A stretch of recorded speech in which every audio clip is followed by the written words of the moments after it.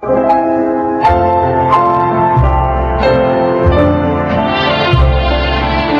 araw po mga kaibigan.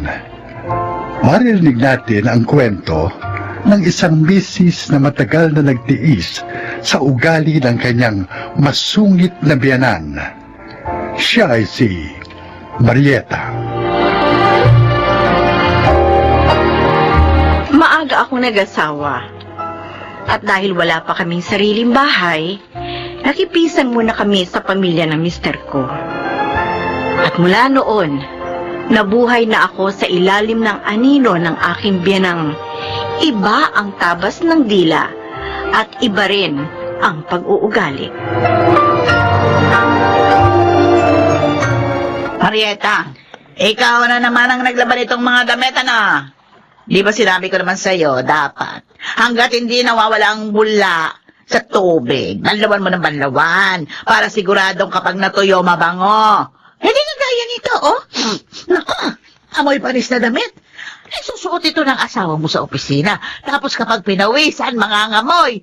Ay, naku, ay ano na lang ang sasabihin ng mga katrabaho niya. Ganon din doon sa mga anak mo. Ano? Ayos naman po ang amoy na ya. Ay, anong maayos?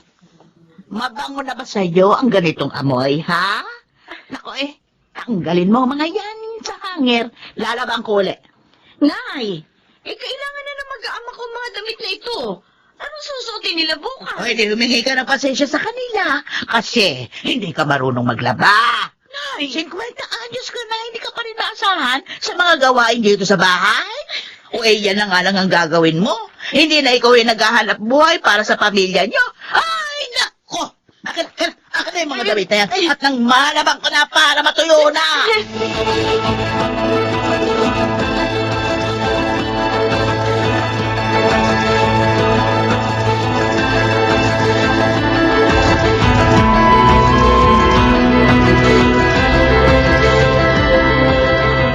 Ba't di ka pa natutulog?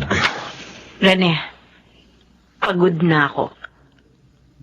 Pagod? Bakit? Marami ka bang ginawa maghapon? Pagod na ako kay nanay. Pagod na ako makisama sa kanya. Ay, ako. Nagtalo na naman ba kayo? Bumukod na kasi tayo. Ano? Ngayon pa tayo bubukod. Tayo lang naman ang nakatira rito sa bahay. Pwede ba iiwan dito mag-isa si nanay? Mula noon hanggang ngayon, wala na akong ginawang tama sa paningin niya. Lahat na lang napapansin niya. Yung pagluluto ko, paglilinis, pati pananamit ko. Ay kanina, yung paglalaba ko na naman ang pinuna niya. Siya na lang palagi ang tama, siya na lang ang palaging magaling. Naku, Marieta. Hindi ka pa rin ba nasasanay hanggang ngayon kay inay? Ilang dekada na kayong magkasama. Hindi mo kasi ako nauunawaan eh. Kasi iba naman ang trato sa'yo ni nanay. Ay, naku, tama na. Pagod ka lang. Mabuti pa matulog na tayo, ha? Sige na, tulog na. Kung ayaw mo maghanap ng malilipatan natin, ako ang maghahanap.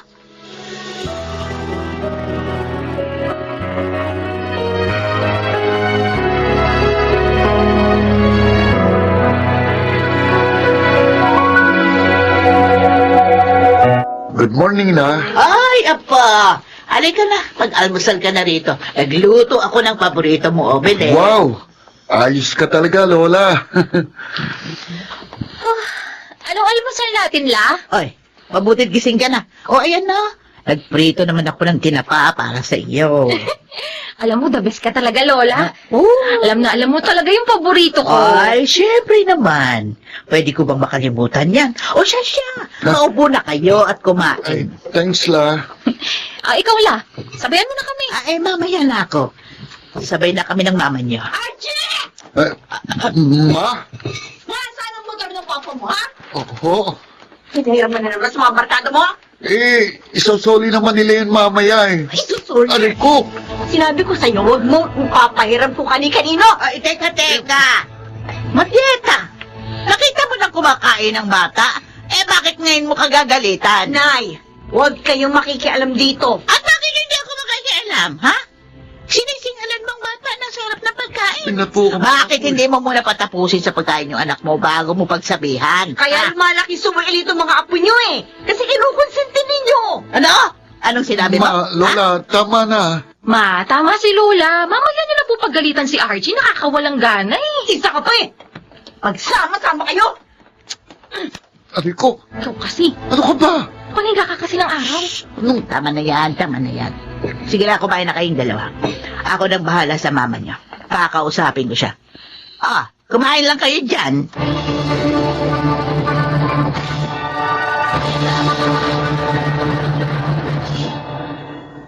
Kanina ka pa raw hindi kumakain, sabi ni inay. O eto, pinadalang ka ng hapunan. Hindi ako kakain. Marieta. Hindi ako kakain hanggat hindi tayo lumilipat ang bahay. Ano? Ayoko na sa bahay na to. Ilang ulit ko bang sasabihin yan sa'yo, ha? Ayoko nang mabuhay na sunod-sunuran sa anino ng nanay mo. Kahit mga anak ko, hindi na ako pinakikinggan dahil sa kanya. Lagi na lang ako ang mali. Lagi na lang ako ang may pagkukulang. Puro na lang yung pagkakamali ko, nakikita niya. Hindi totoo yan. Ayoko na nga rito. Bakit ka sumisigaw? Pagod na ako makisama sa nanay mo. Marieta! Ngayon mamili ka. Ako o yung nanay mo. Ano?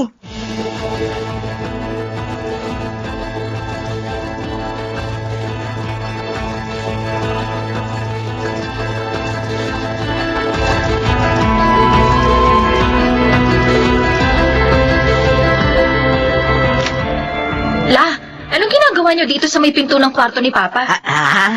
Ay, wala. Ay, ihahatid ko sana itong isang basong gatas sa mama niyo. Ay naku, ako na lang iinom na to, La. Ayaw naman ni Mama ng gatas. Akin na. Ay, ang sarap. Ikaw na lang ba maghuhugas nito, La? May tatapusin pa kasi akong trabaho eh. Oo. Sige, ako na. Salamat, La. Sige na. Tapusin mo na yung ginagawa mo. Ay, sino kaya ang pipiliin ni Rene sa aming dalawa? Paalisin na ba niya ako rito sa bahay?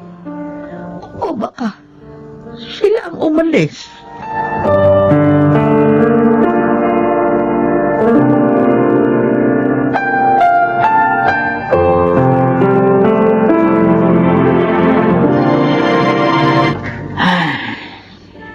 Ay?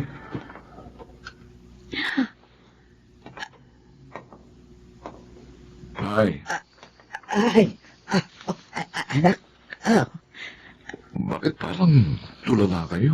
ha? Ay, wala. Kinain ba ni Marieta yung pagkain dinala mo kagabi? Opo. Ay, mabuti naman. Eto nga po pala. Pera? Ay, bakit? Ako, baka pamasahe ko ito para umalis na ako dito sa bahay. Ay, pang grocery ho yan. Ang- Kaya na muna mag-grocery. Ha? Ang grocery? Opo. Ay, sige. O paano? Alis na po ako. Ay, sige. Mag-iingat ka, anak, ha? Ay, eto nga pala. Maunin mo itong saging para meron kang panghimagas mamaya. Salamat, Ay. Oo, ayan. Aray? Oh. Ay, bakit? Tsaka, kamumot lang kayo. Ay, kasi bigla akong tumayo. Medyo nahilo ako eh. Sige na, ayos lang ako. Sigurado ba kayo, Nay? Oo, ayos. Nay!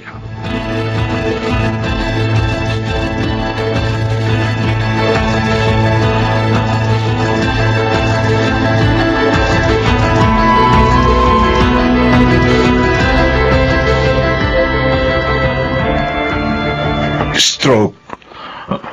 Na-stroke ang nanay niyo. Stroke. Obserbahan pa natin siya pero may posibilidad na maparalyze siya. Diyos ko. May iniinom ba siyang maintenance? Marieta, may iniinom bang gamot si nanay? Ha? Hindi ko alam. 70 years old na ang nanay mo. Naipa-check up mo na ba siya dati? Hindi po, Dok. May mga nasasabi ba siya sa inyong nararamdaman niya, gaya ng pananakit ng ulo, pagkahilo?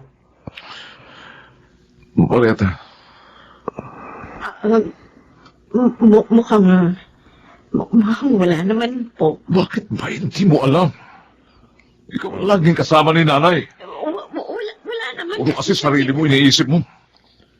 Hindi mo man lang napapansin kung may problema ba si nanay? O kung may nararamdaman ba siya?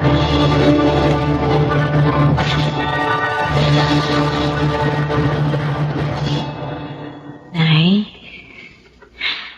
patawarin niyo po ako. Tama si Rene. Napakamahal ko. Mula noon, palagi ako umaasta na parang biktima. Parang aping-api. Sarili ko lang ang iniisip ko. Sarili ko lang ang nakikita ko. Pero kanina, habang inaalala ko yung mga panahong magkasama tayo, wala ka namang sinabing mali. Oo, lahat napupuna mo dahil gusto mo matutunan ko kung paano gawin ng tama ang mga bagay-bagay. Pero hindi ko nakikita ang layunin yung yun. Kasi itinatak ko na sa isip ko na kontrabida ka sa buhay ko.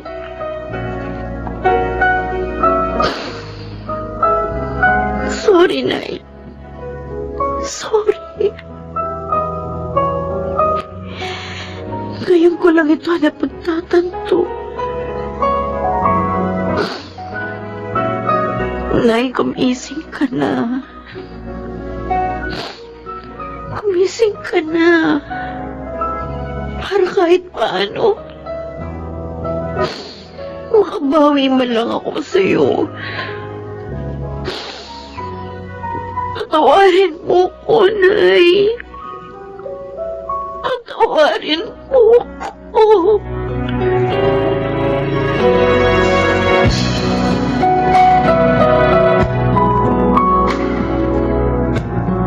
Hoy, Archie! Archie! Uy, gumising ka dyan. Ano ka ba? Bakit pa, ate? Alam mo, tulog ka ng tulog dito sa ward ni Lola. Tingnan mo. Ilalanggam na yung mga pagkain. Hindi mo man lang inaayos. Alam mo, kapag nagising si Lola at nakita na niya, ako, mapagalitan ka. Ano ka ba? Napuyat ako kagabi. Ah, napuyat ka. Kaka-cellphone. Oo na, ayusin ko na ito. Ay, si Lola. Lola? Gising ka na, Lola? Marieta. Si Mama. Tinatawag niya si Mama. Tawagin mo si Mama, dali.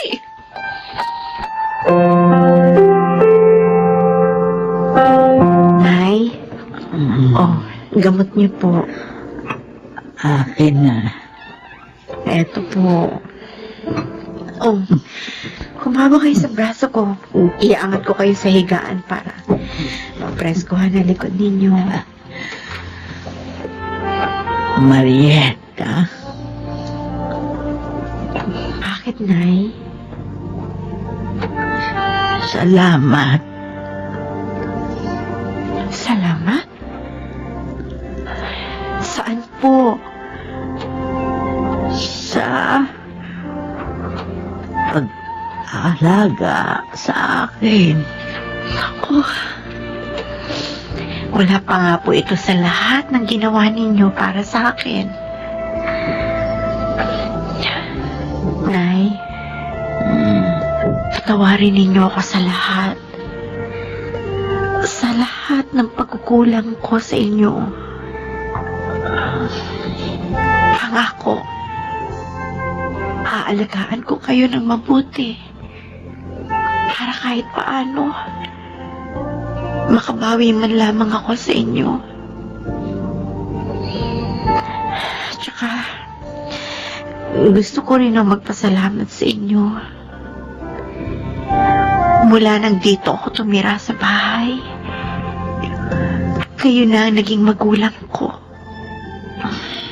Kayo na ang naging gabay ko. Patawarin niyo ko kung hindi ko yun na-appreciate noon.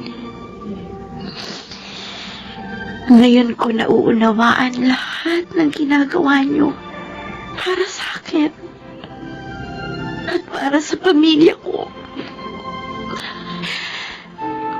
Maraming salamat, Nay.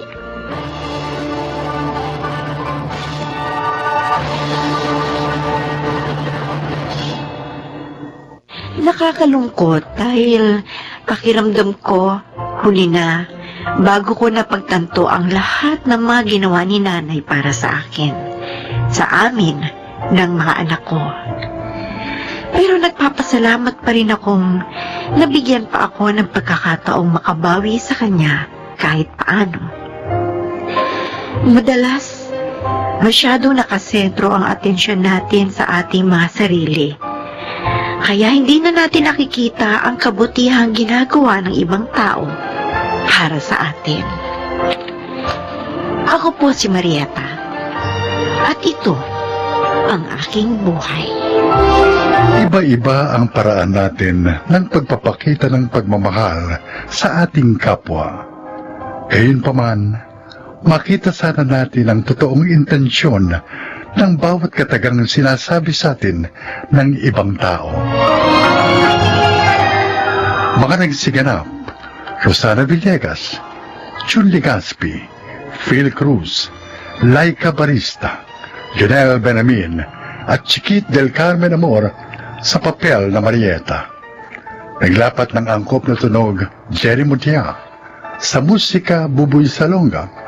Supervisyong teknikal, Eric Lucero at Bong Boyar. Creative Consultant, Phil Cruz.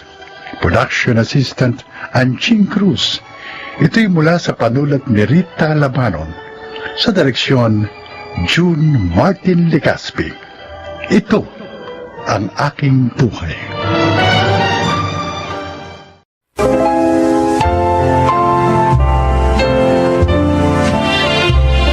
Magandang araw po mga giliw naming tagapakinig. Maririnig natin ang kwento ng buhay ng isang padre de pamilyang sa isang iglap ay naging isang house husband. Siya ay si Dominic.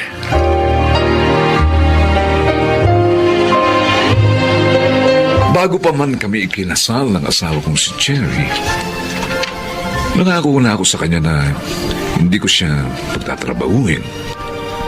Nangako ako sa kanya na ako ang maghahanap buhay para sa aming pamilya. Kaya naman, napakasakit para sa akin nang hindi ko matupad ang aking pangako sa kanya.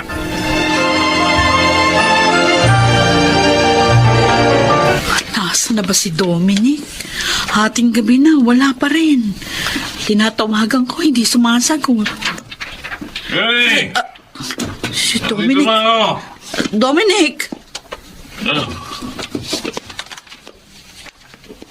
Hoy! Maganda kong ang masawa kong maganda. Gising ba? Ano ba yan? Lasing na lasing ka. Ito ang tama lang. Sakto lang. Nakainom lang. Tingnan mo nga, oh. Lasing. Hindi ka na makatayo ng maayos. Cherry. Mahal ko. Ano ba? Huwag mong pasilin ang pisngi ko. Oh, mahal na mahal kita. Tandaan mo sana yan. Lasing na lasing ka. Di. Tara na nga sa kwarto. Matulog ka na. Ayos lang naman magpuyat ako ngayong gabi kasi Mana? bukas naman wala naman akong pasok. Dahil wala na akong trabaho.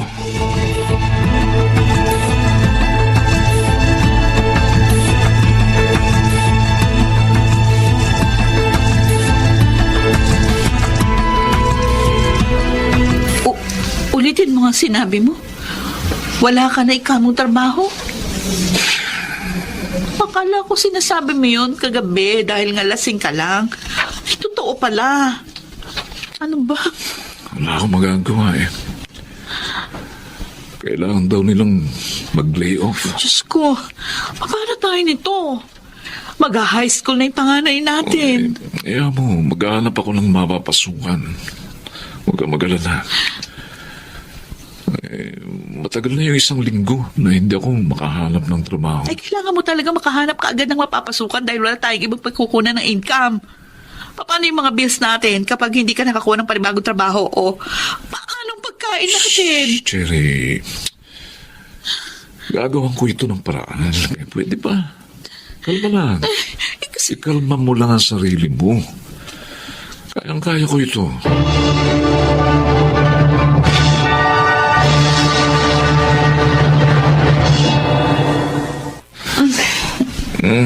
Cherry, ano ba? Kanina ka pa pabilig-bilig dyan sa higaan. Di kasi ako makatulong. Bakit ba? Mag-iisang buwan ka nang naghahanap ng trabaho. Wala ka pa rin nahahanap.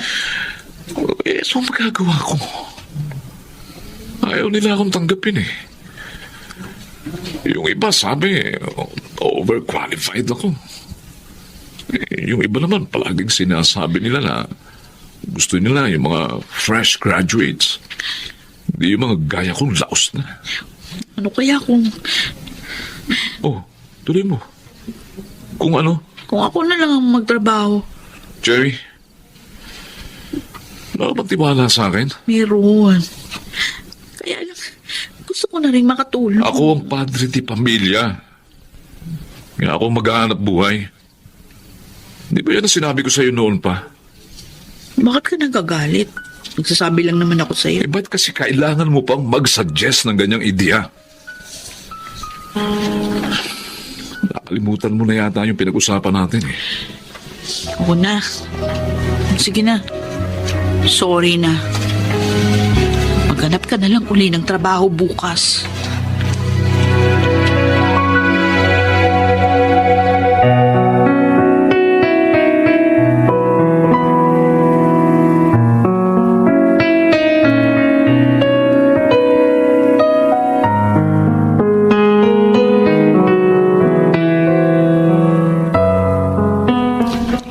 Wala pang trabaho si Dominic. Ay, naku. Wala pa, Ina. Magdadalawang buwan na. Oo, paano yung panggastos ninyo? Ayun na nga, paubos na yung konting naiipon namin. Hindi ko alam kung saan pa kami kukuha ng pang-araw-araw na gastusin sa oras na maubos na itong natitira naming pera sa bangko. O, baka naman meron ka dyang alam na maaaring pasukan ni Dominic. Wala akong alam na pwede siyang mag-qualify. Pero, meron para sa'yo. Para sa akin? Naghahanap kami ng additional na empleyado. Kaya nga kita pinuntahan dito ngayon para tanungin kung gusto mo bang mag-apply. Oh, sige. Ay, huwag na lang pala. Ano? Cherry naman. Huwag mo nang sayangin ang pagkakataong ito. Kasi baka hindi pumayag si Dominic. Bakit naman hindi siya papayag?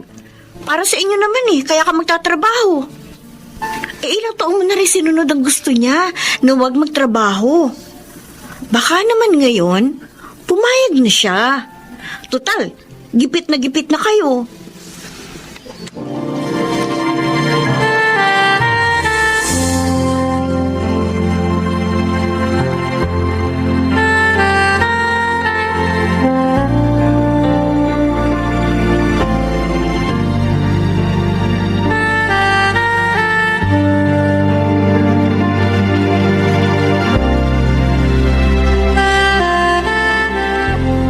Sige, inom lang pare.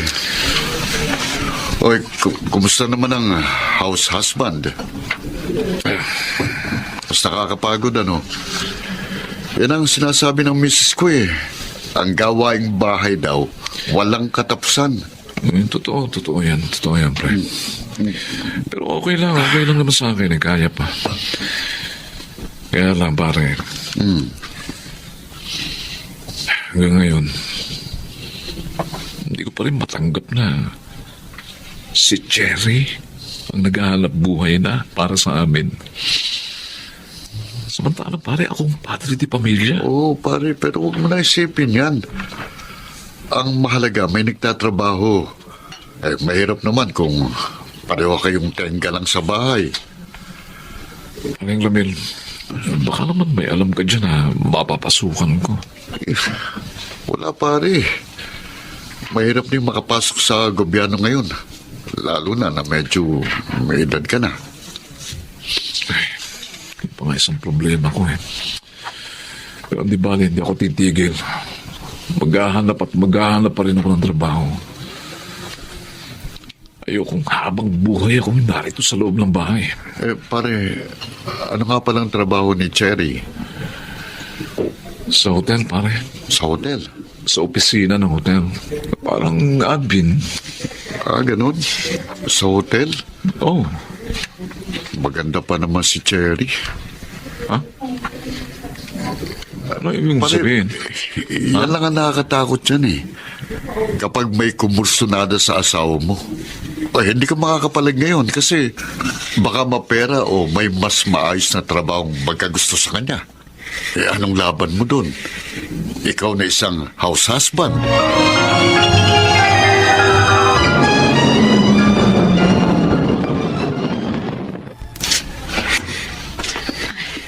Sir Robert, salamat po sa paghatid. Sana hindi na kayo bumaba ng kotse. Hindi, okay lang, okay lang. Hihintayin kitang makapasok bago ko umalis. Thank you po sa free ride. Sabi ko naman sa iyo, Robert na lang itawag mo sa akin. Magkaedad lang naman tayo. At saka, para ka kasing ibang tao kapag ganyan ang tawag mo sa akin. Nakakailang po kasi. Kasi, ikaw bahala. Sige na, pasok ka na. Okay po, sige po. Ingat po kayo sa pagmamaneho. Oh, Dominic? Sino siya? Ay, Yan nagatid sa'yo. sir, si Sir Robert, yung manager namin. Bakit mo naman hinahatid ang asawa? Ha? Sunada mo? Uy, Dominic, ano ba? Nagkakamali ka ng iniisip mo, pare. Pare, ha? Hindi kita kumpare, ha? Dominic! Kaya huwag mo akong tatawagin pare, ha? Bitiwan mo si Sir. Kinakampihan mo siya? Kinakampihan mo? Bakit? Dahil may kotse siya? Ano ba? May posisyon sa pinagtatrabahuan mo? Tapos ako jobless? Sir, mabuti pa umalis Ganon? kayo. Ako na pong bahala dito. Pero- Dominic, bitiwan mo siya!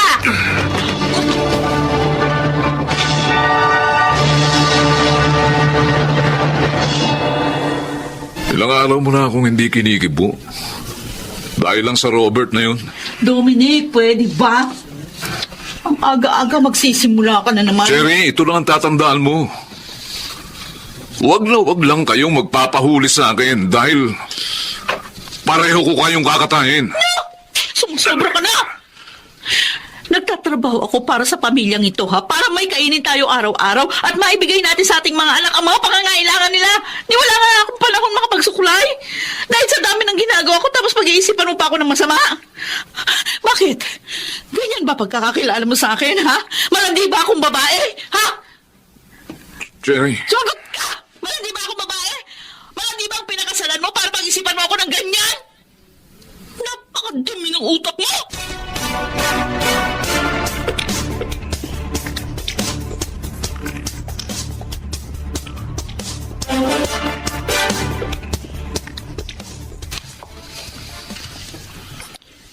Yung mga sinampay, abay, hindi mo pa natutupi. Ang dumi-dumi ng bakuran nyo. Hindi kaya nagtatapon ng mga basura, kaya ang daming langaw dito sa bahay. ma'am, Dominic, ano ba pinagagagawa mo? pumunta ho ba kayo rito para mag-inspeksyon? Oo.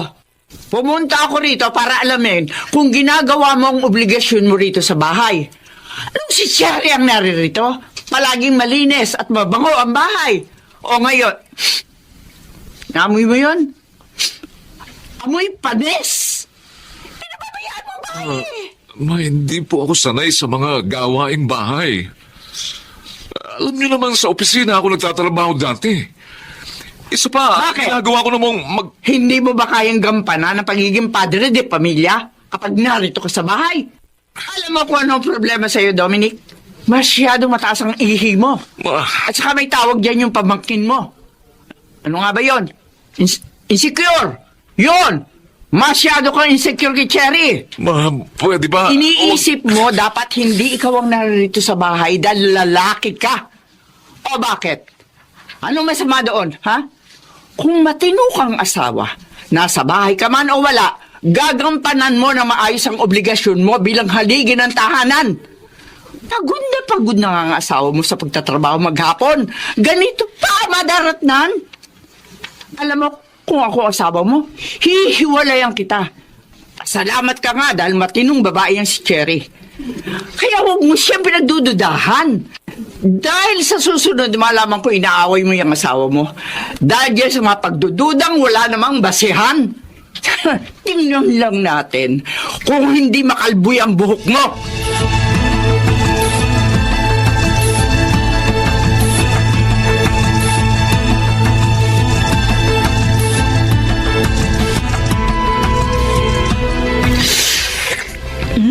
Ang sarap ng sabaw.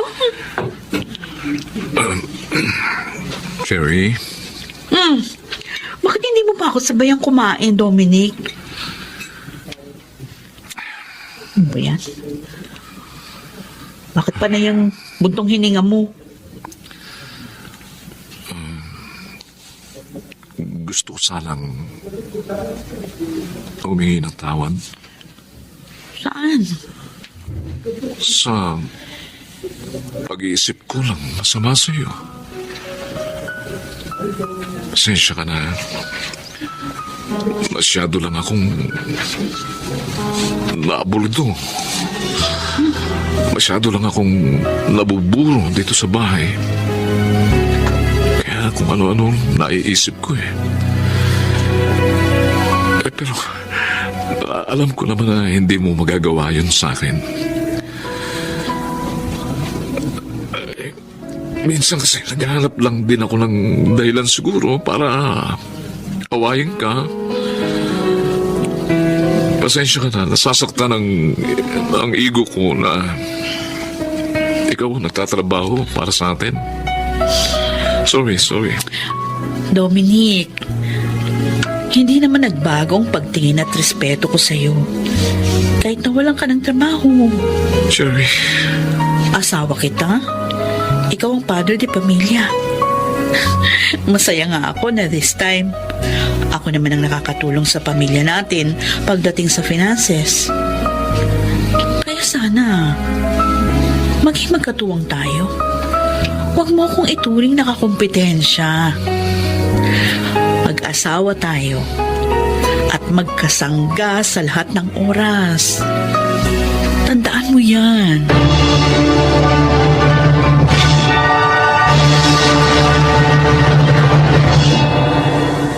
mas naunawaan ko na hindi naman nababawasan ang pagiging padre de pamilya ng isang lalaki kung siya ang nasa bahay. Sabi nga ng asawa ko, ang mag-asawa ay magkasangga. Higit sa lahat, ngayon, natutuhan ko kung gaano kahirap ang maging isang ina na siyang nag-aasikaso ng bahay at ng mga anak. Kaya nga, mas minahal ko si Cherry. Eto, house husband pa rin naman ako ngayon. Pero hindi na po gaya ng dati.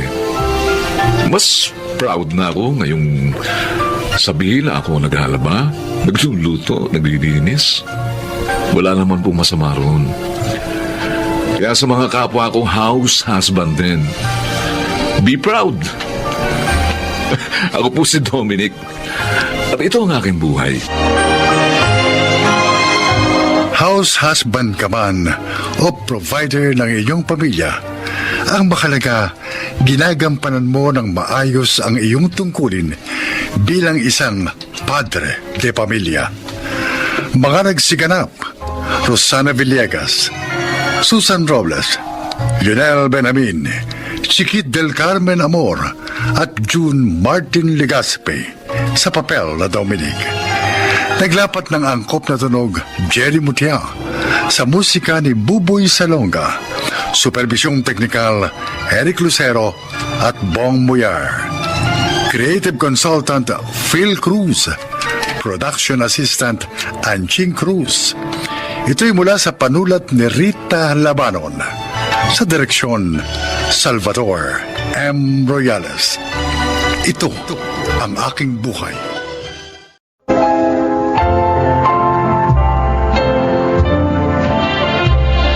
Magandang araw po mga giliw naming tagapakinig. Maririnig natin ang paglalakad ng isang mister na muntik nang masira ang pamilya dahil sa kawalan ng sariling disposisyon sa buhay. Siya ay si Hill.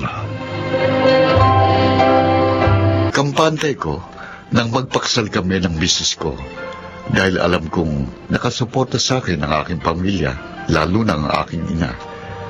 Huli na nang mapagtanto kong bilang isang haligi ng tahanan, ako pala ang dapat maging sandalan at hindi pwedeng ako ang sumandal at dumepende sa ibang tao.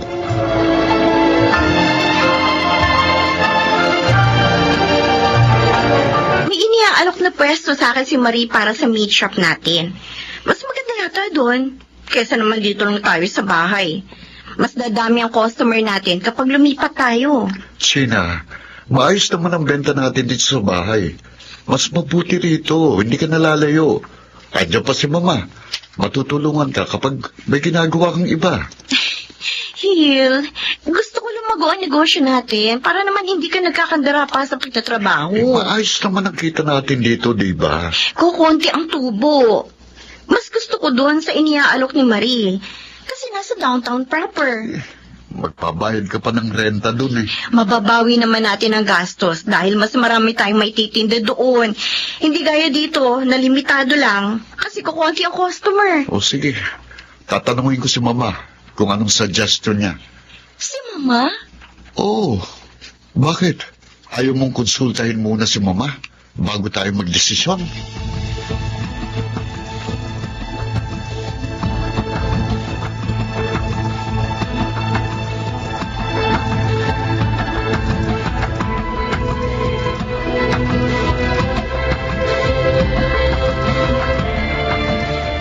Hindi niyo kukunin yung pwesto? Ayaw ni Mama. Bakit? Siya bang dapat na magdesisyon? Ay, nako Marie. Kung alam mo lang. Ay, bakit? Hindi niyo ba kaya magdesisyon bilang mag-asawa? Ako kaya ko. Pero ang asawa ko, hindi. Ay, hindi naman yata pwede yung ganyan. Mag-asawa na kayo, nasa tamang edad. Hindi na kayo teenager ni Hill. Hindi na ako nakipagtalo pa, Marie. Babae ako at kailangan kong magpasakop sa asawa ko. Uy, case-to-case basis yan, China. Magpapasakop ka lang sa asawa mo kung tama ang desisyon niya. Eh, paano pala kung sinabi niyang tumalon kayo sa bangin? Ano, tatalon ka rin? Ako, sa totoo lang, nahihirapan na rin ako sa sitwasyon ko. 5 taon na kami kasal ni Hill. Pero pati brand ng gatas para sa anak namin, dapat tanungin muna si Mama. Ano? Kapag nagkakasakit ang dalawa naming anak, dapat si Mama ang magbibigay ng reseta. Mas naniniwala pa siya kay Mama kaysa sa doktor. Kapag maglalaan ng pera para sa mga gastusin, dapat magtanong muna kay Mama. Ganon? Eh, ikaw, ano palang papel mo sa pamilya mo? Wala. Nagasunod lang kung ano ang sabihin ni Mama.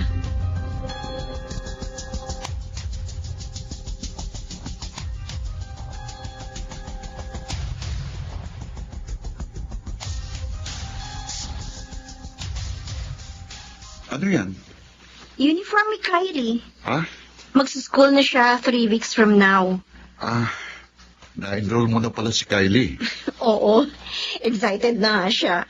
Kanina, hinihila niya na yung bag niyang may gulong. Parang kailang lang. Pinagbubuntis mo pa lang ang panganay natin eh. Ngayon, mag-aaral na. Sinabi mo pa. Neil? Ay, Ma! Neil, Ma! kakausap ko yung inaanak ko na teacher. Sino? Si Annie? Oo. Sa private school na pala siya nagtuturo. Ah. Ay, doon yun na lang i-enroll si Kylie, kinausap ko na siya. Ang sabi ko naroon naman siya sa eskwelahan, di bantayan na rin niya ang apo ko. At tiyakin niyang hindi aawayin ng mga kaklase. Naku, mabuti naman, Ma. Pero ma, na-enroll ko na si Kylie. Ha? Saan? Dito, sa private school din, malapit sa atin. Oo nga pala, hindi mo ba tinanong si Mama bago mo in-enroll si Kylie? Ay, China, ilipat mo na lang. Total, hindi pa naman pasukan. May oras pa. Pero ma, may uniform ng anak ko. Magkano ba ang ginastos mo? At babayaran ko. Huwag na, Ma. Bukas, ipapatransfer ko na lang si Kylie. Hill?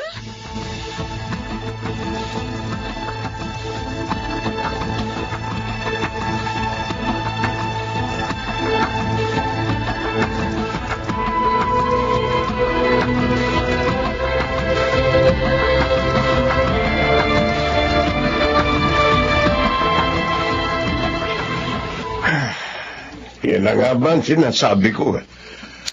Akala ko nung una lang ganyan ang asawa mo. Hanggang ngayon pala, hindi pa rin siya nakakawala sa saya ng nanay niya. Tay, parang hindi ko na kayang magtiis. Bakit hindi mo kausapin na masinsinan si Hil? Ilang beses ko na pong ginawa yan. Pero palagi niyang sinasabi na wala naman daw masama kung sumunod kami sa mama niya.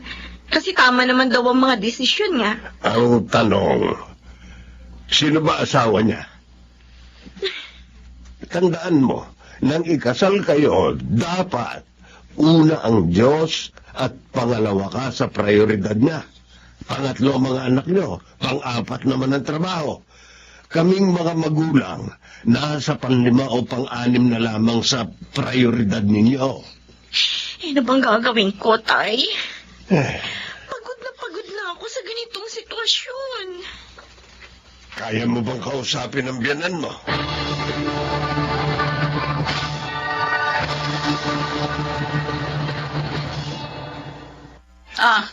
Bakit, China? Ma, pwede ko ba kayong makausap? Tungkol saan? Alam niyo naman pong iginagalang ko kayo, hindi po ba?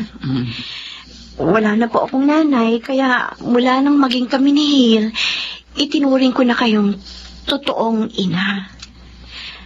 Mahalaga po kayo sa akin. Pero, may sarili na kasi kami pamilya ni Hil. Gusto ko sana matuto na rin si Hil na magdesisyon ng sarili niya. Tapos? Kaya lang po, sa tuwing may gagawin kaming desisyon, gusto niya kukonsultahin muna kayo. Anong masama doon? Ayoko po sana siyang masanay na umasa sa inyo. Kasi parang ang nangyayari, hindi siya nagiging responsable sa mga mahalagang desisyon dahil kayo lagi ang tinatakbuhan niya. May sarili na po kami pamilya. At gusto ko sana ang mga desisyon ay manggagaling na lang sa aming dalawa. Ang dami mo pag sinabi. Ang gusto mo lang namang ipakahulugan pakialamera ako, hindi ba? At ayaw mong nanghihimasok ako sa inyo. Hindi po sa Ay, naku, ganun, naku. Ma. Mamaya natin ito pag-usapan kapag nandito si Hil. Tingnan ko lang kung masasabi mo to sa harapan niya. Ma, Ito pa katandaan mo, ha? Nanay ako ng asawa mo. Kung hindi ko siya pinagbuntis, wala kang asawang kumakayod araw at gabi para mabuhay kayo ng mga anak mo. Ang kapal na mukha mong pagsabihan ako ng ganyan. Bakit? Minsan ba nalagay na kayo sa alanganin dahil sa mga desisyon ka? Baka nga kung hindi dahil sa akin, wala kayong negosyo ngayon. Hindi siguro sa maayos na eskwela nag-aaral yung anak mo at baka isang kahig, isang tuka na yung pamilya nyo. Dahil hindi ka naman marunong sa buhay.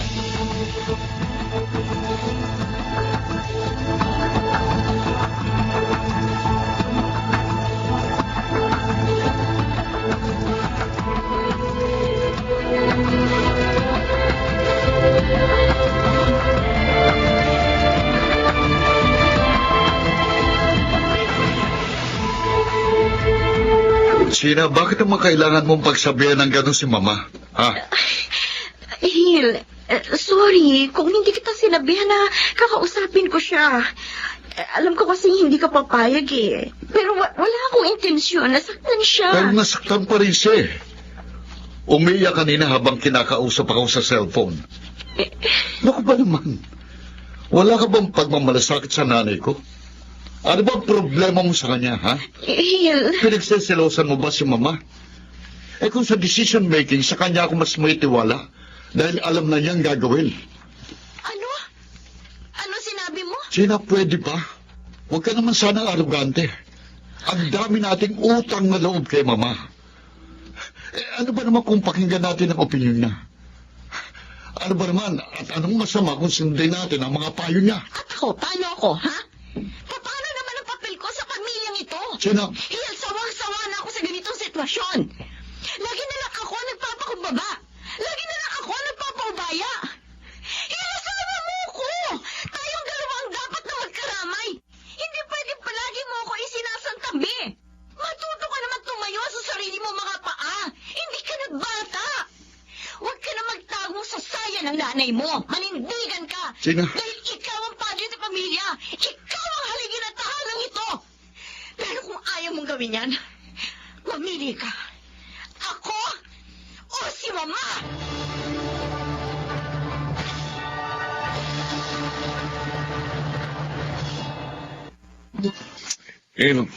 Kaibigan mo ako, ha? At ayoko makipagplastikan sa iyo, pare. Ang totoong kaibigan, pinupuna ang mali ng kanyang kaibigan. Kaya ngayon, sinasabi ko sa iyo, ikaw ang mali. Tama si Gina, pare. May pamilya na kayo. Kung may nag-uusap man sa mga desisyon sa inyong pamilya, maliit man o malaki, dapat kayong dalawa yun. Eric, Kung kukonsultahin mo nanay mo, okay lang yun.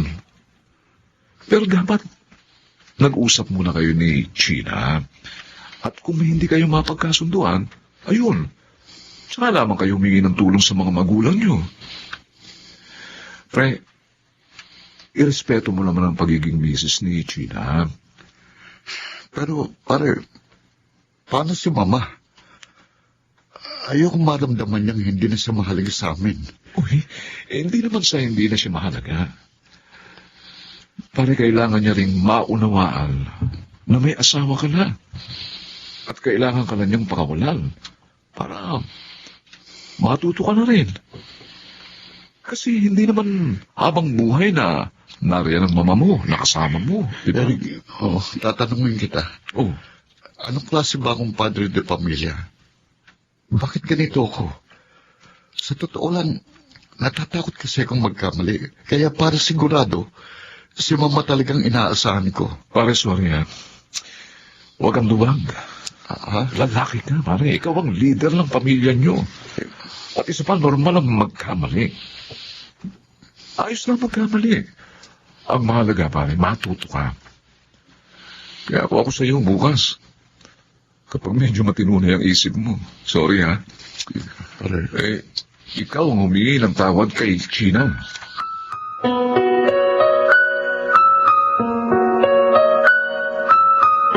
Gina, patawarin mo ako.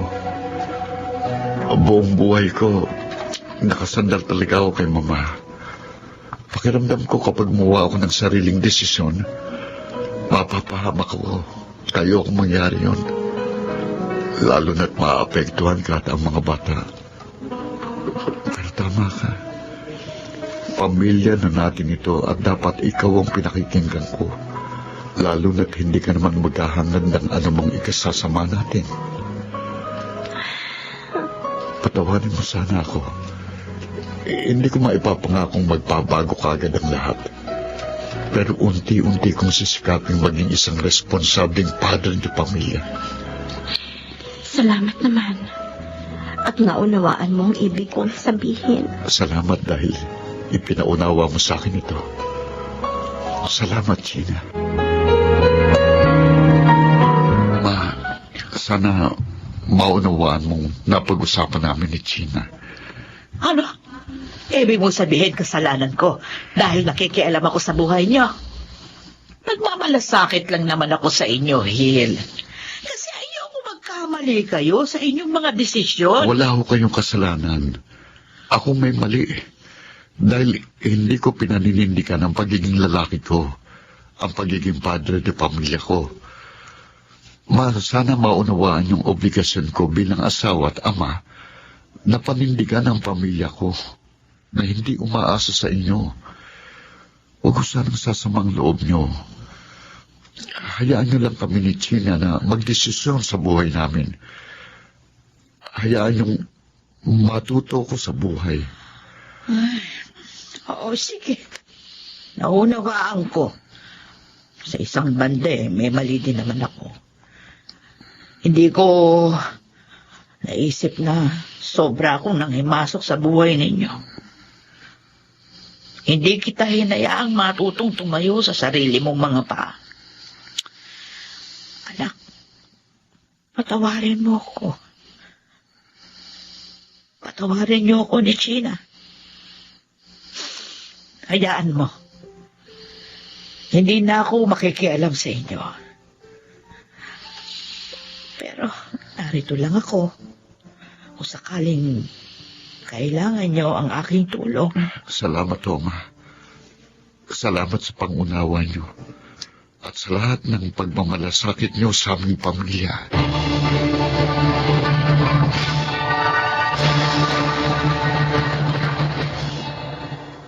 Kung may ipinagpapasalamat man ako, iyon ay ang pagkakaroon ko ng maunawaing asawa na hindi kaagad sumuko sa akin kahit napakarami kong pagkukulang sa aming pamilya. Ngayon, mas nagagampanan ko na ng maayos ang aking papel bilang isang asawa at ama ng mga anak ko. Ako po si Hil at ito ang aking buhay.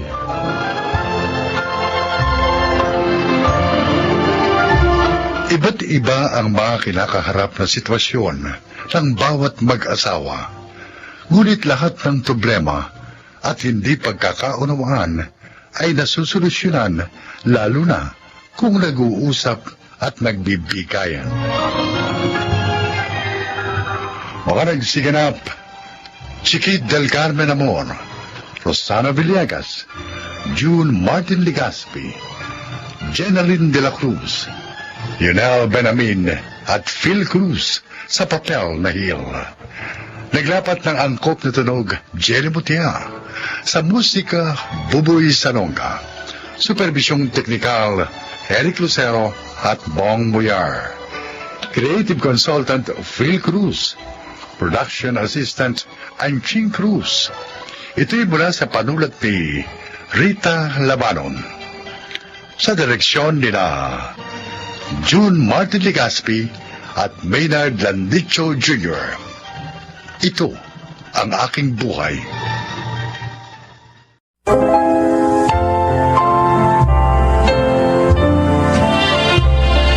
Magandang araw po mga kaibigan. Isang ama ng tahanan ang maglalahad sa atin ngayon ng kanyang kasaysayan. Siya ay si Beloy. Mahirap kapag ang ama ng tahanan ang nabuyo sa bisyo. Hindi man masira ang kanyang pamilya, maipapahamak naman niya ito. Ganito po ang naganap sa buhay ko. Hindi pwede yan, Beloy. Boss, Malaking halaga ng utang mo sa akin eh. Dapat magbayad ka na. Boss Simeon, bigyan mo pa sana ako ng konting panahon. Wala pa talaga akong pera ngayon eh. Ano? Anak ng... Ang lakas ng loob mo maglaro sa pasugalan ko at mangutang sa akin. Eh, wala ka naman palang ibabayad. Boss, huwag ka naman magalit. Babayaran din kita. Pangako, bigyan mo lang ako ng konting panahon. Mahabang panahon ang hinintay ko. Sayang ang pera ko sa'yo eh. Natutulog lang. Kaya bayaran mo na ako. Kung wala kang ibayad, ganito ha. Pagtrabahuin mo sa amin ng asawa mo o anak mo. Aha? Ha? Yung asawa at anak mo. Para makabawas ka ng utang mong bisit ka.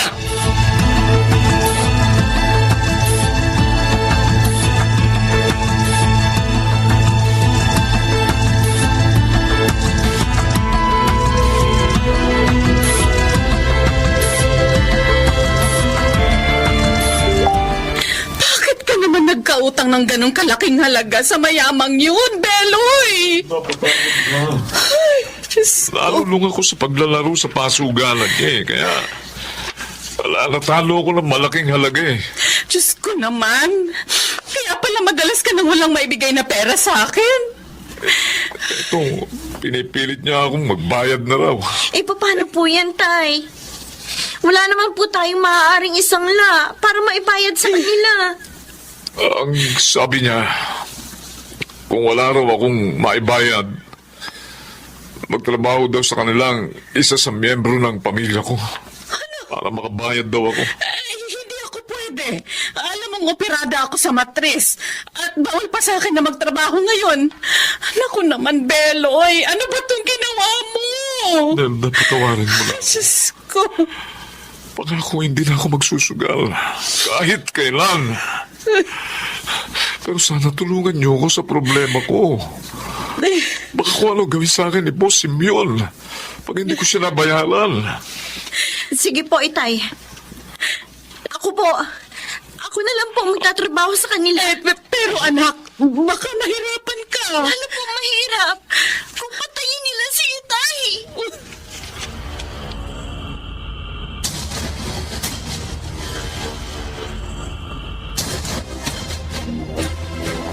Oh, isang taong kang magtatrabaho dito sa amin bilang katulong, Myra, ha?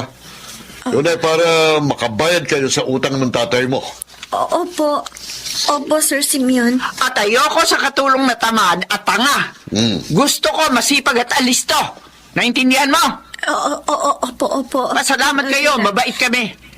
Hindi namin pinakulong ang tatay mo. Kaya dapat, tumbasan mo ang kabutihan namin. Sige na, Elvira. Ituro mo na sa kanya magiging lugar niya para makapagtrabaho na yan.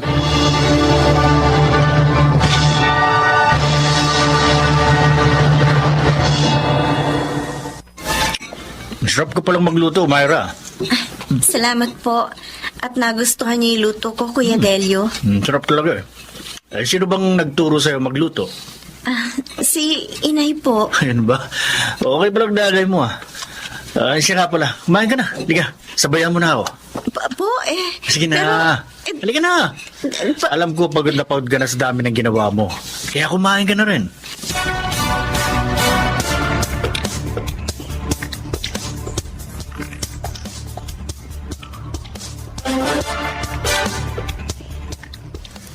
Ma'am Elvira, bakit po? Malandi ko!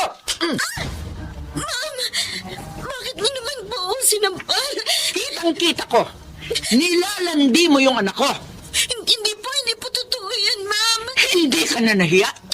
Sumabay ka pang kumain sa kanya? Si Kuya Delia po, nagsabi sabayan ko siya sa pagkain. Kahit po tanungin niyo po siya. Sagot ka po! Totoo po yung sinasabi ko. Gusto ko ipaalala sa'yo. Nasa ibang bansa lang ang manugang ko. Pero babalik siya. Kaya layuan mo si Delio. Hindi kita gusto para sa kanya. Kapal na mukha mo. Malandi ka.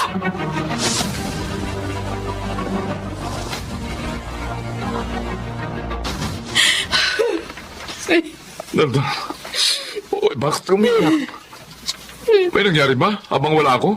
Nagpunta rito ang panganay natin. Oh. Naawa ako sa kanya, Beloy. Bakit nga? Bakit? Kumusta na siya kina Sir Simeon? At saka bakit inabot ng 2 buwan bago siya nakapunta rito? Trabaho niya lahat sa bahay na yon. Tapos, madalas pa siyang sigawan at murahin ni na Simeon at Elvira. At si Elvira, nananakit siya. Madalas niyang saktan si Myra. Oh, Diyos ko. Diyos ko. Oo naman ang anak natin. Kasalanan ko ito, Nelda. Kaya siya naghihirap ngayon. Gusto ko sanang ialis na ang anak natin doon, Beloy. Kaso, wala naman tayong pera. Ibibigay ko kay Boss Simeon ang naipon kong pera sa pamamasada ng jeep. Para mabawasan ang utang ko. Para mapadali ang pag-alis ni Myra sa bahay na yun.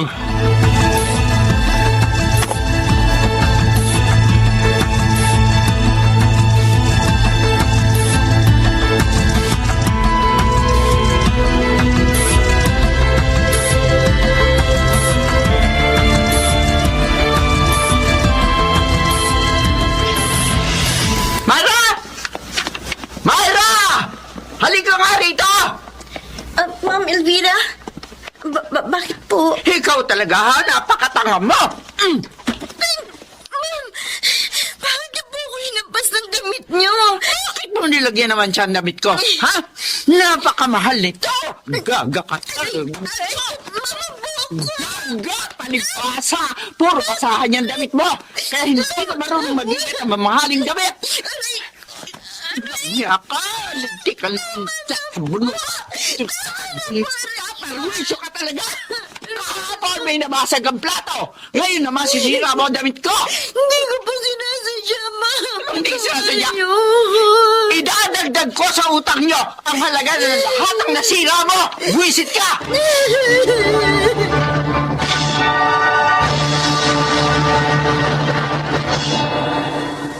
Mabuti naman at naisip mong hulugan ang utang mo, Beloy. Sinigap ko makaipon. Gusto ko po kasi na makasama na namin ang alak namin ni Nelda. Nako, Beloy, kahit naghulog ka ngayon, hindi pa rin mababawasan yung utang mo. Nadagdagan pa nga uli eh. Ano ho? Bakit naman po? Sinira yung mamahaling kong damit. Nakabasag din siya ng plato namin. Kaya idinagdag namin sa utang ninyo ang halaga ng mga yon.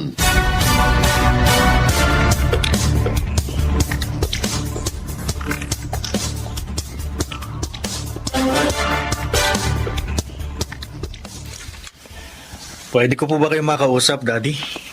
Tungkol saan, Delio? Patungkol po kila Myra at Mang Beloy. Bakit?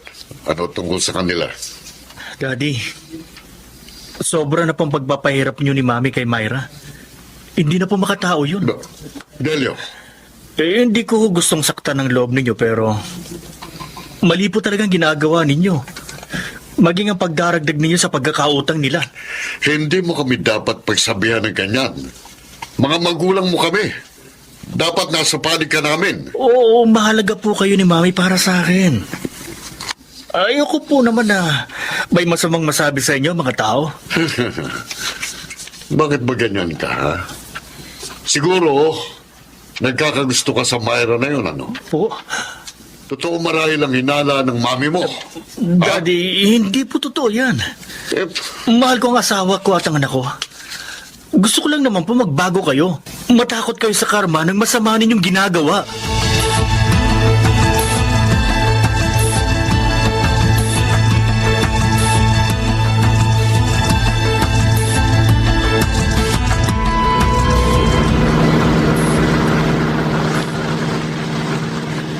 Kaya ka pala naiinis dahil sa anak natin. oo. Mas pinapanigan pa niya ang mga taong yun. Ay, talaga niya si Delio, oo. Paano hindi nag-iisip? Na nga siya pag-usapan natin. Pati paniningil natin ba utang? Masira din. Elvira, Oh, bakit? Ay, Simeon, bakit tayo kung natatakot yan? wala tayong preno. Ano? Hindi! Kumapit ka, mahulog tayo sa tulay. Kapit!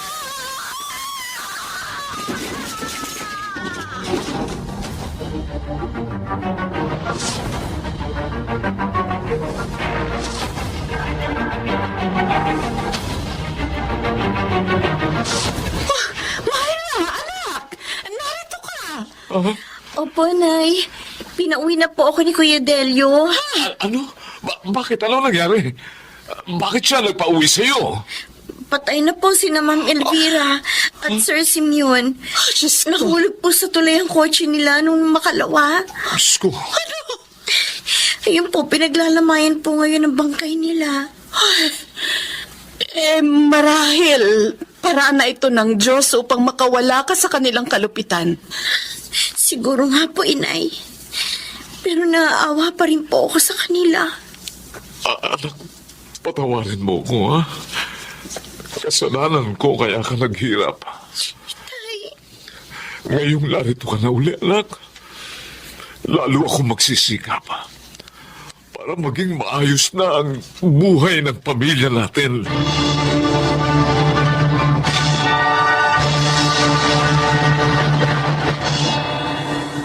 Tinupad ko ang pangako ko sa aking mag-ina. Katunayan, tapos na ngayon sa college si Myra. Sana naman po'y kinapulutan nyo ng aral ang aking inilahan. Ako po si Benoy, at ito ang aking buhay. Payapa ang buhay ng taong sa tawag ng bisyo ay lumalaban. Makarag Sigarap, Jenaline de la Cruz, Chiquit del Carmen Amor, Phil Cruz, Susan Robles, Maynard Landicho, at June Martin Legaspi sa papel na Beloy. Naglapat ng angkop na tunog Jerry Mutia, sa musika Buboy Salonga, supervisyong teknikal Eric Lucero at Bong Muyar, creative consultant Phil Cruz, production assistant Anching Cruz. Ito'y mula sa panulat ni Selma Corporal Alcantara, sa direksyon Salvador M. Royales. Ito ang aking buhay.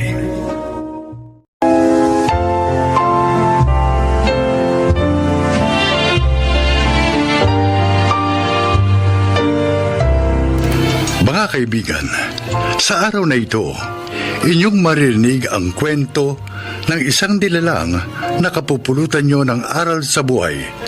Siya ay si Nancy.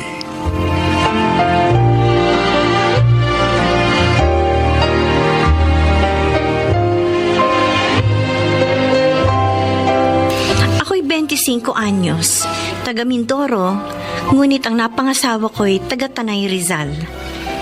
Nang magsama kami ni Ernie, nakipisan kami sa bahay ng kanyang mga magulang. Doon ko naranasan ang pagsubok sa aking buhay. Napakiwari ko'y hindi ko malalampasan. Pakinggan ninyo ang aking kasaysayan.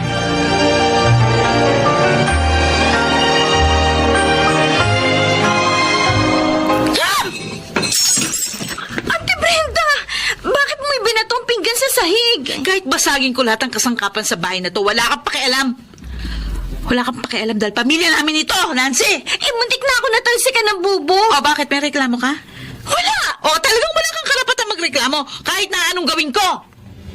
Asawa ako ng bunsong kapatid mo. O hindi ka asawa ni Ernesto. Hindi pa kayo kasala, no? 3 araw na kami nagsasama sa Mindoro bago niya ako isinama dito sa inyo sa Tanay. Eh, kahit na 10 taon na kayo nagsama ng kapatid ko, anumang oras, pwede ka pa rin niyang hiwalayan.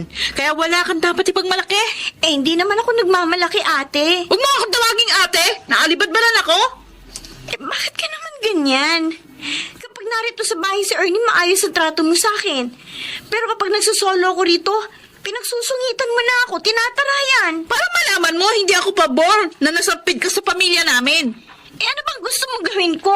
Para matanggap mo akong asawa ng kapatid mo. Wala! Nancy, kahit na anong gawin mo, hindi kita matatanggap na kapamilya! Hindi! Kahit kailan!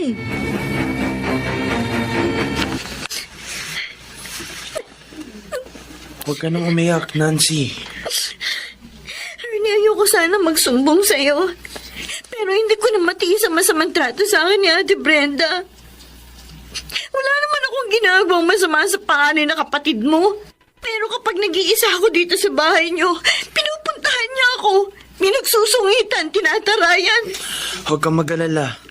Pupuntahan ko sa Ate Brenda sa kanila. Kakausapin ko siya. Wag na. Para hindi ka na niya pagsungitan na tarayan. Baka mag-aaway pa kayo ng kapatid mo. Oy, bakit naman kami mag-aaway? Pagkikiusapan ko lang siya para magkasundo kayo. Hindi naman ako pumapatol sa masamang trato sa akin ng kapatid mo eh. Dapat kayong magkasundo, Nancy. Dahil gusto kong dito ka sa bahay namin tumira kasama ng nanay ko na matagal ng byuda. Anong parang lang? Talagang masama ang tingin ko sa'yo, Nancy. At masama pati loob ko. Kaya kita sinugod nung malaman ko nag-iisa ka dito sa bahay namin. Alam ko namang sa pamilya ninyo ang bahay na ito, Ate Brenda. O bakit nandito ka pa? Eh, hindi ko naman inaangkin ang bahay na ito. O kung wala kang balak angkinin, di umalis ka. Wala kang karapatan tumira dito at magmay-ari sa kahit na anong bagay na nandito. Wala kang karapatan! Kung ang bag na binigay sa akin ni Mamang ang ipinagpuputok ng butsi mo, ibabalik ko sa'yo, oh. Ayan. Saksak mo sa baga mo. Ang taray mo, ha? Bakit talabanan mo na ako? Wala akong balak lumaban sa'yo, ate. Nire-respeto kita bilang nakatatandang kapatid ni Ernesto. Bakit pinagdidilatan mo ako? Matwiran lang ako. Dahil ate, sobra ka na eh. Kahit wala akong ginagawa masama sa'yo sa konting kibot o walang kabagay-bagay na dahilan, inaaway mo ko. Dahil kumukulo ang dugo ko sa'yo. Kaya huwag kang sasagot-sagot ang pabalang sa akin, ha? Wala kang karapatan dahil sampid ka lang! Naintindihan mo? Sampid ka lang!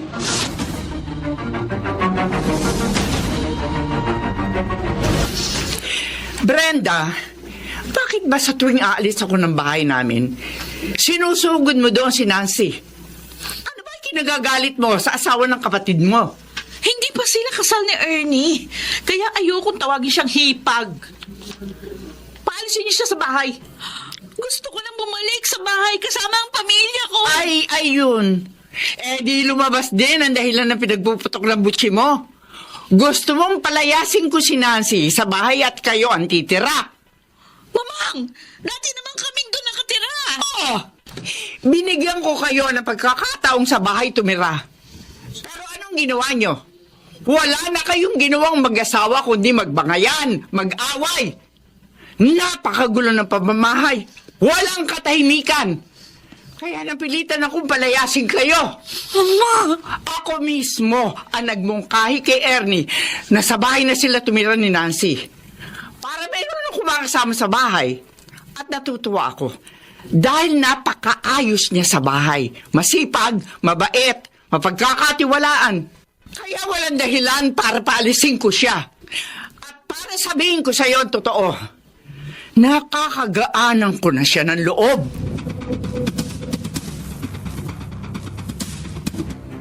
Gaga! Walang yaka, man! Sige, magbunganga ka pa. Murahin mo pa ako. At nang lalo kang masaktan. Ikaw na nga walang ginagawa mag-apot kundi umistabay at magbisyo! Ikaw pa may kailang magalit at manakit sa akin! Kasalanan mo eh.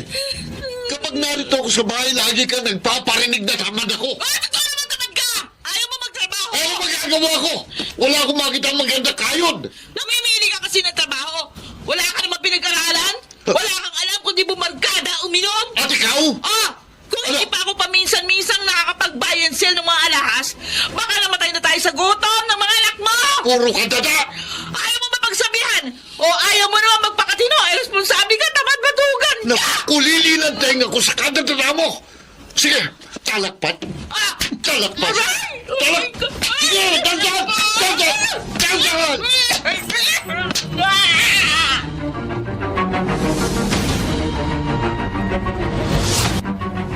Lumabas ka ng bahay, Nancy!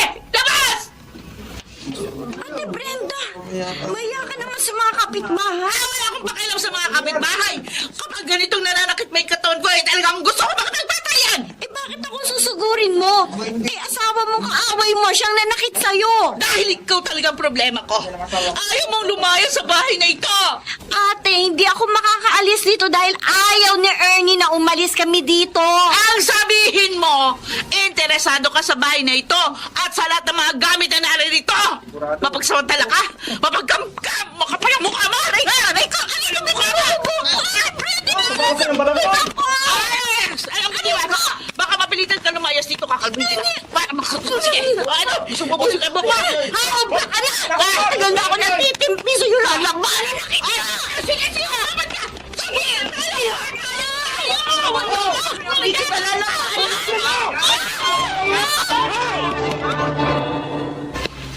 Ano problema? Ba't kayo nag-aaway? Ay, Kasalanan mo yung kapitan eh! Isa-isa lang ang magsasalita. Kapitan, wala akong ginagawang masama sa kanya. Pero araw-araw ho niya ako inaaway. Kaya hindi na ho ako nakapagtimpi. awayin ba naman kita? Kung hindi masama ugali mo? Ikaw ang masama ugali, Ingitera. Ikaw, mapagsamantala, mapagkamkam. Tama na yan! Inawat na kayo ng mga tanod. Dinala na kayo rito sa barangay hall. Nag-aangilan pa kayo? Hindi niyo ba ako nire-respeto? Pasensya na ho, Kapitan. Nire-respeto ho namin kayo. Magkapamilya pala kayo. Tapos nag-aaway kayo. Ano ba pinag-aawayan nyo? Kung ano man yan, kalimutan nyo na. Magkasundo kayo. Sige, magkamay kayo. Oo, Kapitan. Ate Brenda, ganyan ka naman eh. Maayos ka lang makipag-usap kapag may kaharap na ibang tao. Pero kung makikipagbati ka lang sa akin ng plastikan lang, mabuti pa, wag na tayong magkasundo kahit kailan!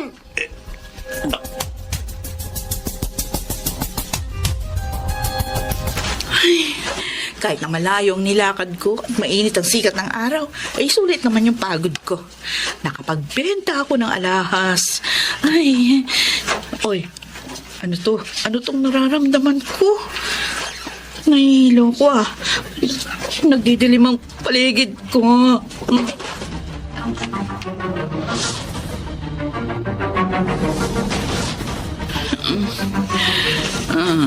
Brenda, salamat sa Diyos. Nagkamalay ka na. Mamang, Sabi ng doktor, kapag natauhan ka, ligtas ka na raw sa peligro. ano nangyari sa akin? Nawalan ka ng malay sa kalsada. Mabuti, may nagsugod agad sa iyo rito sa ospital. Naagapan ka mailigtas sa mga doktor sa nangyaring atake sa iyo ng heat stroke. Kung hindi ka raw nagamot agad, malamang natuluyan ka na. Utang mo ang pangalawang buhay mo sa maagap na tumulong sa iyo. Sinong tumulong sa akin? Gusto ko siyang pasalamatan. Si Nancy. Si Nancy? Oo, Ate Brenda. Nang makita ko nawalan ka ng malay, dinaluhan ka agad kita. Isinugo dito sa ospital. May kaibigan kasi ako namatay ng biglaan dahil inatake ng heat stroke. At ayoko mangyari yun sa'yo. Nancy? Ate Brenda. Sa kabila ng masamang inugali ko sa'yo, di ka nagdalawang isip na tulungan ako. Nailigtas ang buhay ko. Nagsisisi ako sa mga nagawa ko sa'yo, Nancy. Patawarin mo sana ako. Kalimutan na natin ang nakaraan, ate. Ang mahalaga ngayon, dininig ng Diyos ang dasal ko. Matapos ng gusot na namamagitan sa atin, nagkasanturin tayo. Matapos kami magkasundo ni Ate Brenda, naging maayos na ang aming pagtitinginan. Nagtutulungan na kami at nagdadamayan. Ang hipag ko pa, ang malaki ang naitulong, kaya nakasal na kami ni Ernie. Sana'y kinapulutan ng aral ang aking kasaysayan. Ako, si Nancy. At ito, ang aking buhay. Mga nagsiganap, Chiquit del Carmen Amor, Angelo Alcantara, Rosana Villegas, Phil Cruz, Susan Robles, at Leonel Benamin. Naglapat ng angkop na tunog, Jenny Mutia. Sa musika ni Buboy Salonga. Supervisyong teknikal, Eric Lucero at Bong Boyar. Creative Consultant, Phil Cruz. Katulong sa produksyon, Anching Cruz. Ito'y mula sa panulat ni Orly Aquino. Direksyon, Salvador M. Royales. Ito ang aking buhay.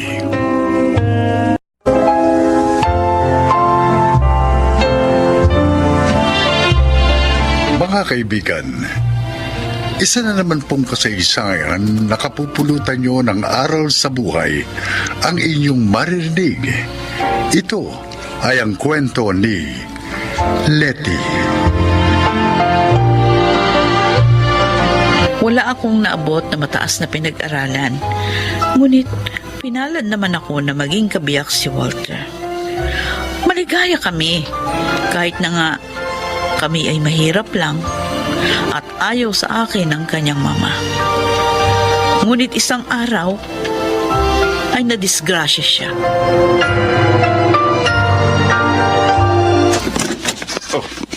Anak, Mabuti dumating ka na. Nay, kumusta na po si Itay? Ano na po ang lagay niya? Ligtas na siya, Glenda. Kaya lang, Oh, kaya lang ano, Letty? napinsala ng gusto ng aksidenteng yun ng mga mata ni Walter. Ha? Kailangan niyang maoperahan para muling makakita. Pag hindi po na-operahan, mabubulag si Itay.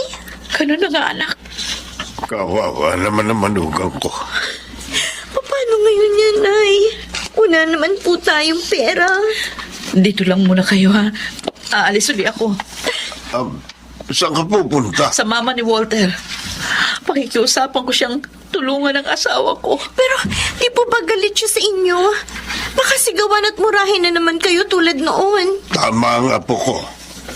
Baka saktan ka pa ni Balaeng Amanda. Itay, kaya kong tiisin ang lahat ng iyon. Tulungan lamang niya si Walter.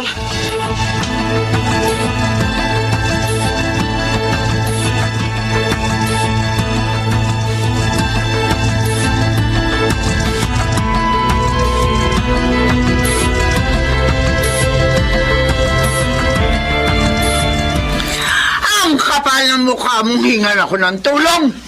Hindi po para sa akin ang pinapakiusap ko. Para po yun sa inyong anak, kay Walter. Kung hindi mo siya nilandi, hindi siya madidisgrasya. Alam niyo, hindi totoo yan. Nagmamahalan kami, pero hindi niyo yun matanggap. Dahil katulong niyo lamang ako. Tumigil ka na! Hindi ko gustong marinig pa mga sasabihin mo! Lumayas ka na! Wala kang mapapalang kahit konting tulong mula sa akin!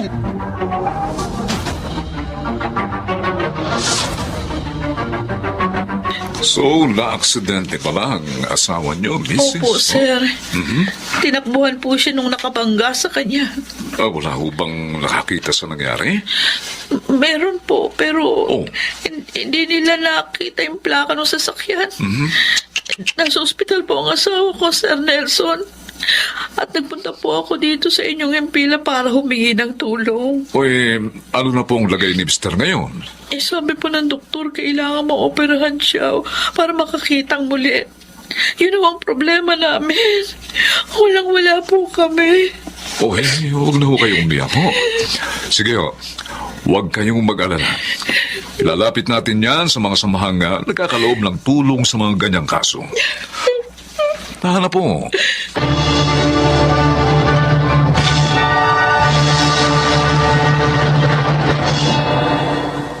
Salamat sa iyo, Letty. Nagsikap kang makahanap ng paraan para muli akong makakita. Ginawa ko yun dahil asawa mo ako. Karamay sa lahat ng sandali. At higit sa lahat, mahal kita. Oh, bakit bumuntong hininga ka? Nalulungkot lang ako dahil hanggang ngayon, matigas pa rin ang puso ni Mama. Kahit madisgrasya na ako, hindi pa rin niya ako tinulungan. Kinalulungkot nga rin yun. Pero hindi naman tayo pinabayaan ng Diyos. Kumasangkapan siya ng mga tumulong sa atin. Kaya umasa pa rin tayo na babaguhin din niya ang kalooban ng iyong ama. May gusto nga pala akong sabihin sa'yo. Ano yun? Dahil hindi ka pa pwede magtrabaho kahit na nakakakita ka na, ako na muna magtatrabaho. Ha? Anong papasukin mo? Yung istasyon ng radyo ni na Sir Nelson, may programa rin sila na tumutulong sa mga kababayan natin na gustong magtrabaho sa ibang bansa. Lumapit ako doon. Sabi nila, maipapasok nila akong katulong sa Singapore. Baka mahirapan ka doon. Kaya kong tiisin yun, basta mahalaga, makaipon tayo at mabago ang ating buhay.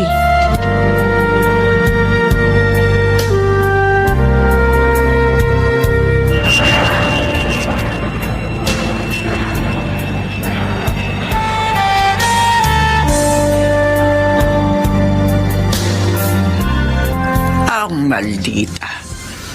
Nakagawa pa rin ang paraan upang maipa-opera si Walter. At nakakakita na siya. Akala ko pa naman magagamit ko ang parang yun. upang bumalik sa akin ang aking anak. Hindi rin pala. Bigo na naman ako. Bigo!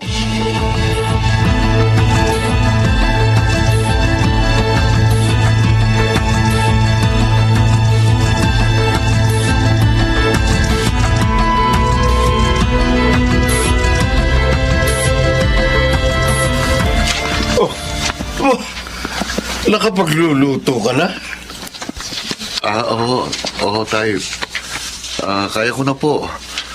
Tinutulungan naman ako ni Glenda sa pag-aasikaso sa dalawa niyang nakababatang kapatid. Ay, mainam naman. Ay, sango pala. Nagpadala ng pera si Letty at meron ding para sa inyo. Hindi pala ako nakakalimutan ng anak ko. Opo, tatay. Napakabait at maalalahanin ng inyong anak. Sana makita na ni Mama ang mga magaganda niyang katangian.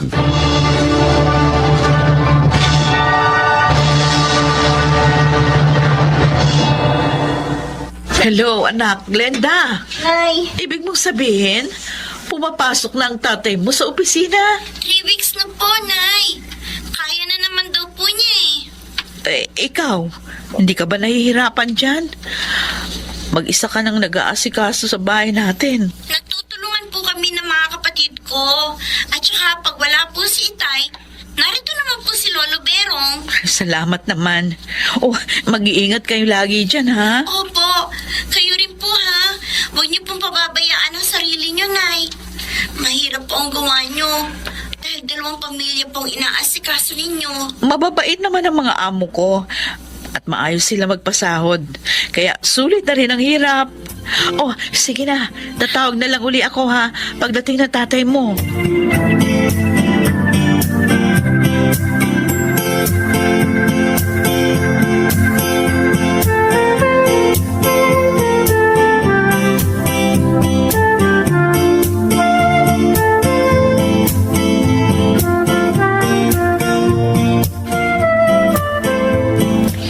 Malungkot na naman po kayo, Itay.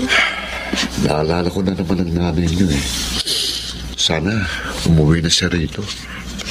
Malapit na naman po yun Ilang buwan na lang po. Pag uwi niya, anak, hindi ko na siya paalisin. Dito na lang siya uli. Total, balik na ako sa dati kong trabaho. At may nadagdag pa nga ho di ba? Dahil may online business na po kayo. Oo nga. Pwede na rin asikasuhin yun ni Inay.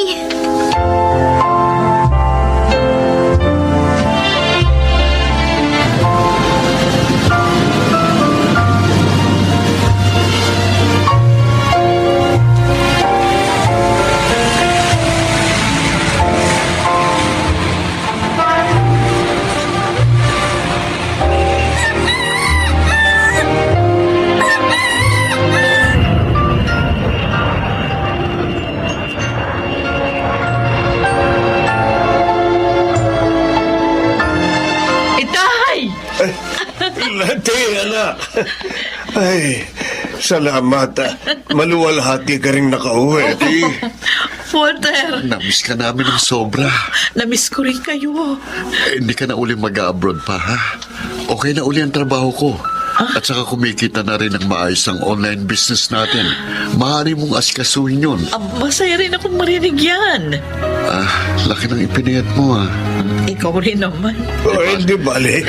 Tataba na kayong dalawa ngayon. Dahil magkasama na kayo. Tama si Tay. Letty, may sasabihin nga pala ako. Tungkol saan? Tungkol kay Mama.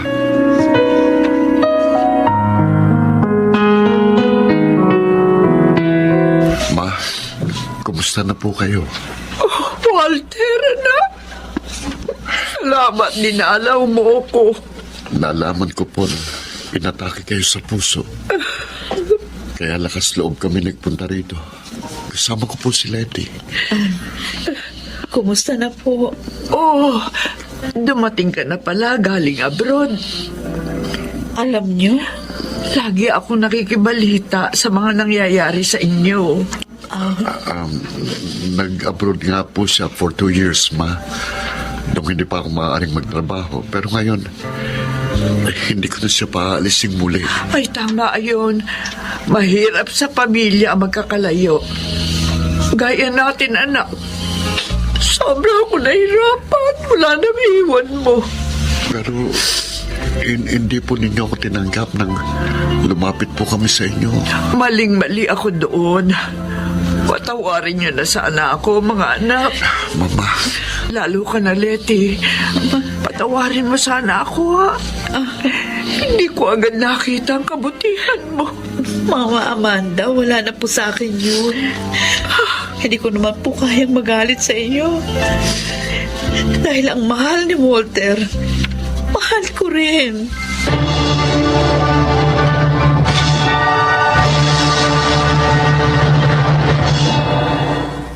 Nakatira na kami ngayon sa bahay ni na Mama Amanda. Sa wakas, natapos din ang mahabang panahon ng aking pagtitiis. Sana po'y kinapulutan ninyo ng aral ang aking inilahad. Ako po si Leti at ito ang aking buhay. Lahat ng pagtitiis ay may nakalaang gantimpala. Mga nagsiganap: Phil Cruz, Chiquit del Carmen Amor, Junel Benjamin, Susan Robles, June Martin Legaspi at Rosana Villegas sa papel na Leti. Naglapat ng angkop na tunog Jerry Mutia, sa musika Boboy Salonga, superbisyong teknikal Bong Muyar at Eric Lucero. Creative Consultant Phil Cruz. Production Assistant Anching Cruz. Ito'y mula sa panulat ni Selma Corporal Alcantara. Sa direksyon Salvador M. Royales. Ito ang aking buhay.